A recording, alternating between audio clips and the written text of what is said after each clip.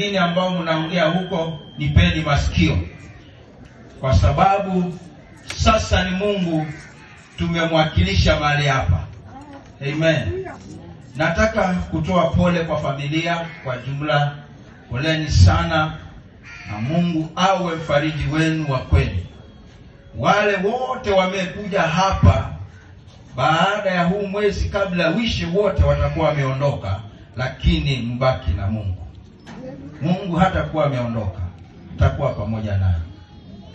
Wengi wamekuja kwa sababu ya mwenda zake mama yetu Grace Rehema, lakini baada ya kila kitu wengine wataondoka. Mbaki na Yesu, huyo anatosha. Maandiko yangu nataka kuhubiri kutoka katika kitabu cha Ezekieli, mlango ule wa 11 kuanzia mstari wa 1 hadi wa 7. Nataka nisome hayo maandiko kama vile yalivyoandikwa. Tena Roho akaniinua akanileta hata lango la upande wa mashariki wa nyumba ya Bwana lililoelekea upande wa mashariki. Na tazama, mahali pa kuingilia pa lango walikuwako watu 25, na katikati yao nikamwona Yazania mwana wa Azuri na Peleshia mwana wa Benaya, nao ni wakuu wa watu. Mstari wa 2, akaniambia, mwanadamu, hawa ndio watu wale watungao uovu na kutoa mashauri mabaya ndani ya mji huu, wasemao wakati wa kujenga nyumba si karibu, mji huu ni sufuria na sisi ni nyama. Wacha niendelee kutoka hapo, huko kwengine nitawaelezea tunamoendelea. Bwana Yesu asifiwe. Vile Biblia imesema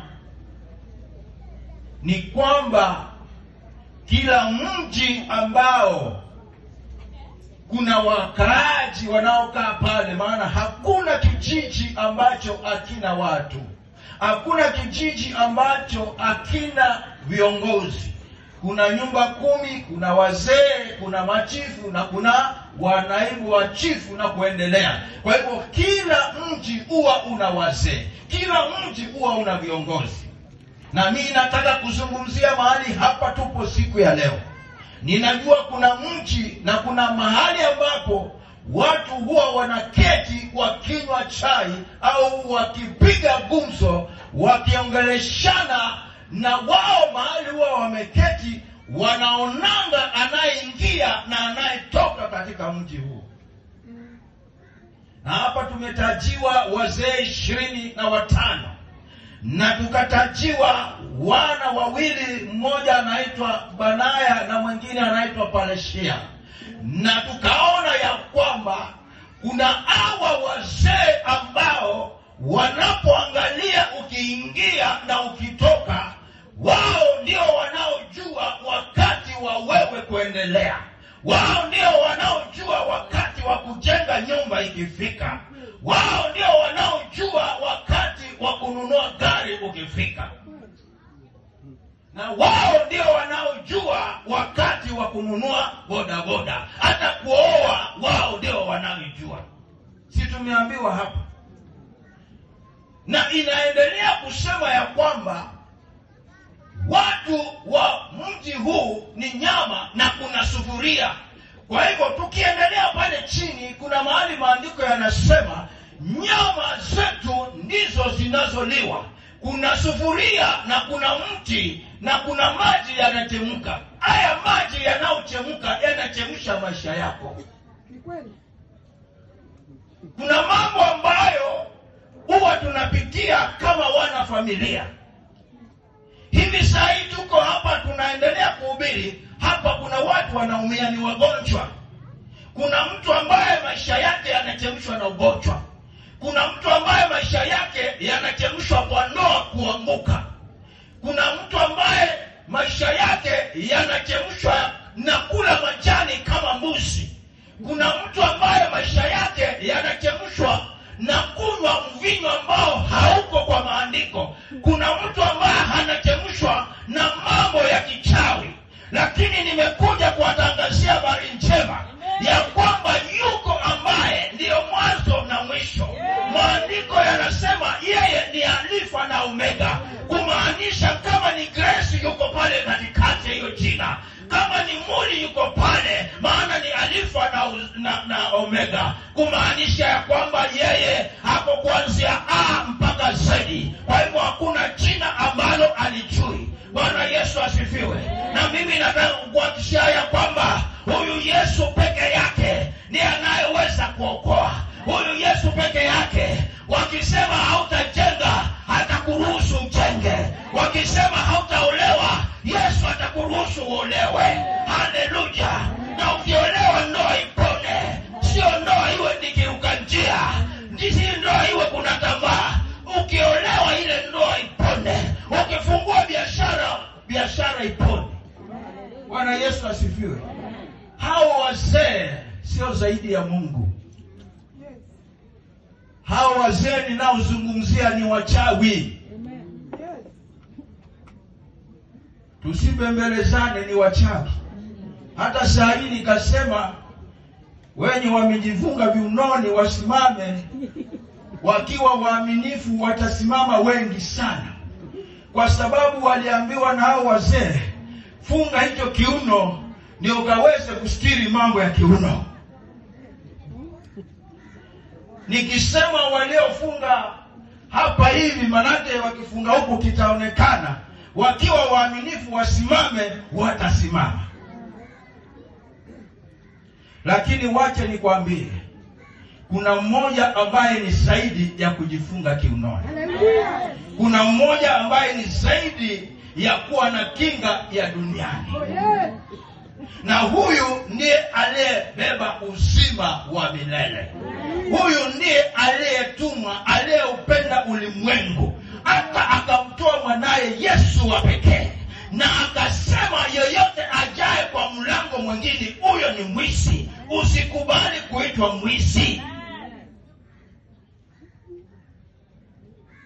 Hawa wazee wanaangalianga, hata wamejua yale magari yaliyokuja hapa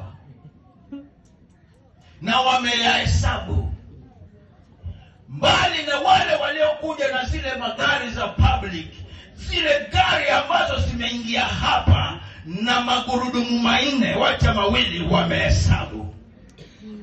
Na wamefuata sana kufuatilia, wajue huyo ni mtoto wa nani ameingia na hiyo gari hapa, na alinunua hiyo gari siku gani. Hata hivi washaangalia waliotengeneza nywele na wamelipa zaidi ya 3,000 kuendelea na 500 kwa ajili ya kuja hapa. Na wanataka kujua huyo binti ni wa kutoka wapi, ni wa nani, amesonga mpaka amepita kijiji kisima, yeye ni nani.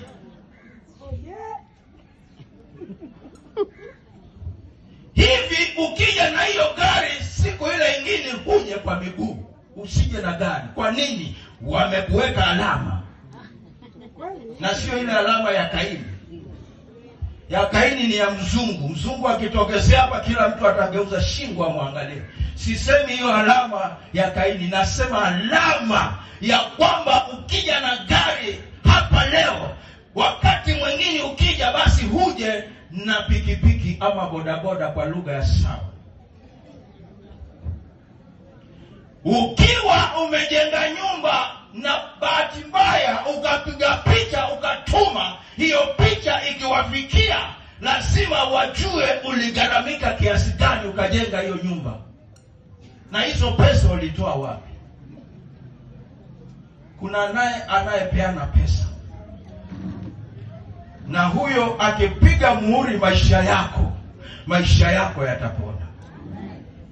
Wengine mnasumbuliwa na magonjwa ya pressure, na ile gari iliyosimama pale, ile gurudumu ndani kuna pressure. Sasa tujueje pressure ulionao ni ile ya ile gurudumu ya gari ama ni pressure ya uliopewa na watoto?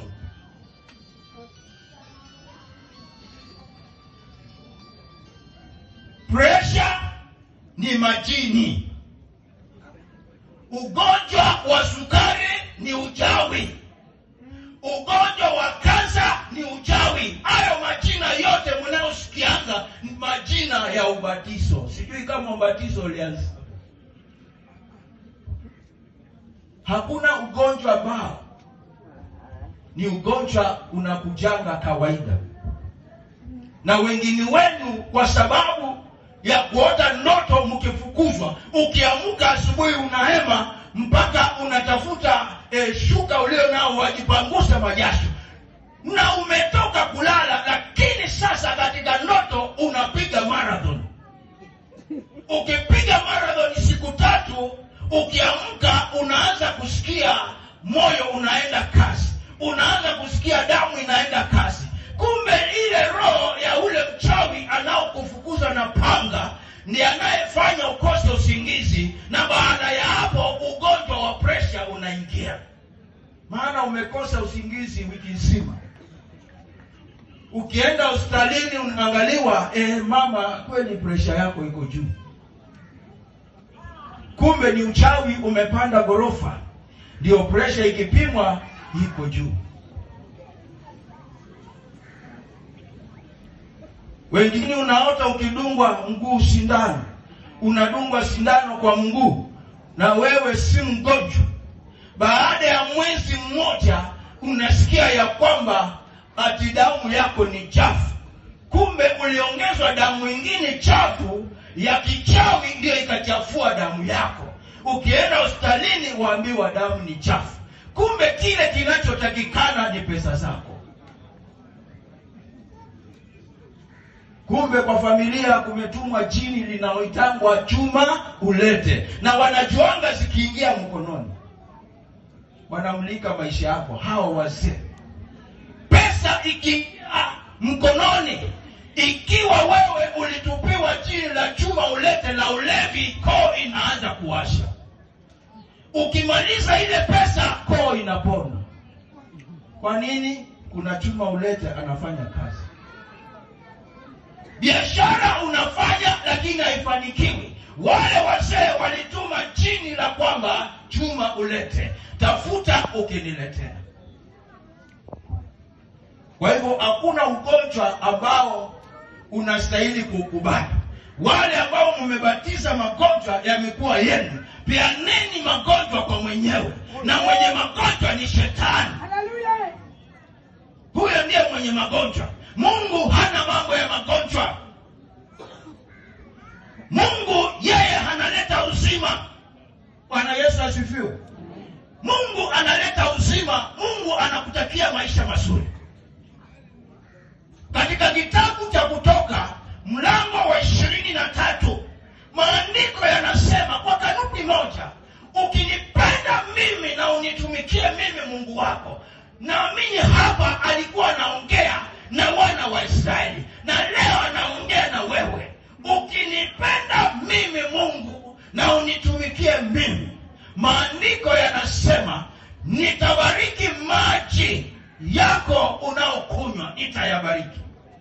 Nitabariki na mkate au chakula chako, na nitayatoa magonjwa yote ndani yako, nitayaondoa. Lakini mpaka unitumike. Ikiwa unamtumikia shetani, magonjwa yatakufuata. Maana Mungu amesema mpaka unitumikie. Na hakuishia hapo. Mstari wa 26 anasema na hata kubali mimba yoyote ikapotee. Bwana Yesu asifiwe. Kila binti atakayepata mimba akiwa anamtumikia Mungu, hiyo mimba haitapotea. Na aishi hapo, anasema na atakuongezea miaka yako ya kuishi hapa duniani. Na hata kuongezea miaka ya huzuni kama ya Hezekia. Hezekia aliongezewa miaka lakini ya mateso. Bwana Yesu asifiwe. Kwa hivyo nataka niwaambie ya kwamba usiwe ile nyama ambayo inachemka. Manake ikichemka ujue uko chini ya utawala wao. na kuna mmoja peke yake ambaye ni Yesu Kristo, ambaye ndiye anayeweza kukutoa hapo. Kila mtu anayefanya dhambi afanyi kwa kupenda kwake. Hata ule mchawi anayeroga arogi kwa kupenda kwake. Amepewa contract, na hiyo contract lazima aifanye ndio naye apate kuishi katika hiyo dunia. Wale wanaofanya kila aina ya uchafu, unajua sitaki kutaja, wametekwa nyara na baba yao Shetani, na anayeweza kuwang'oa na kuwakomboa kutoka hapo ni Yesu Kristo. Wengine wenu mna biashara, lakini mnauzanga mviringo kwa sababu umewekwa ndani ya sufuria. Wengine wenu mna familia, mabindi wako kwa familia wako hapo, hawaolewi kwa sababu wamewekwa ndani ya sufuria, na wakiolewa wakienda wanarudi kwa hapo nyumbani. Wanaume wako hapo pia, wamekomaa, wamejaga videvu, hata wengine nywele zimeanza kuwa nyeupe, japokuwa siku hizi zinakimbia kwa sababu ya GMO, lakini wako pale, hawataki kuoa, hawataki kuangalia, wako pale wanangojea waletewe na mama yao chakula.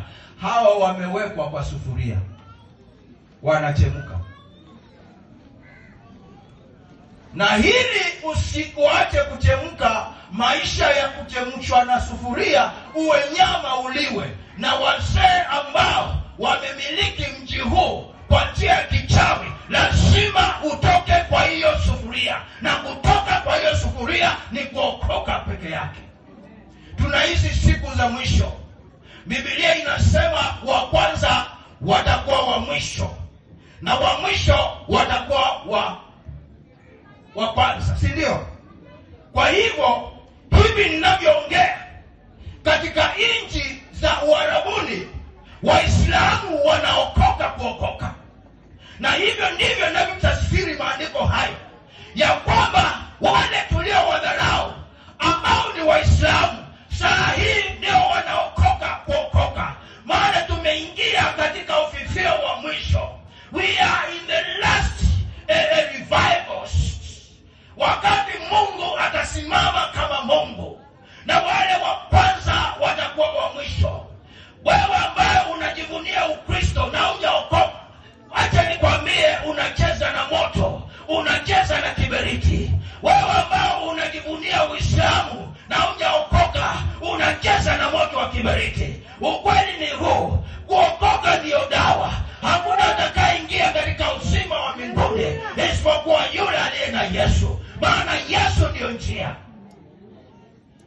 Bwana Yesu asifiwe. Masheki na maimamu sahi wanahubiri habari ya Yesu. Bwana Yesu asifiwe.